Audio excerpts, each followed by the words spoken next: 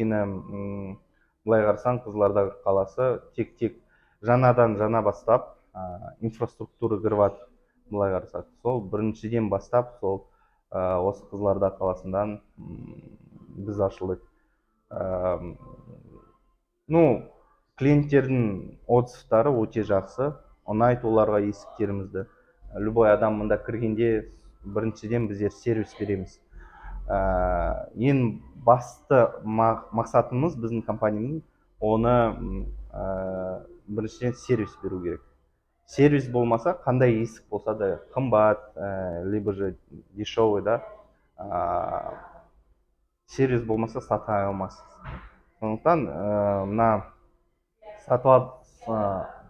продажи наши, да, связаны именно с возможностью дать сервис и наших менеджеров. Это заслуга менеджеров, считаю, здесь, которые работают на нашей компании. Это большая заслуга менеджеров. Мықты. Жалпы сіздердің осы есіктің ең жоғарғы бағалаған құндары қанша теңге көлемінде болды? Оны былай айтайық, бағасы әртүрлі болады. Бір есік 1 миллионға шығуы мүмкін. Ол в зависимости от сіздің проемнан қалауыңыз бойынша, иә. Өйткені нестандартный проемдар болады с промугой. Бір проем миллионға шығады. Механизм қосса. Бірақ жалпы бір полотно алсақ, ең қымбатысы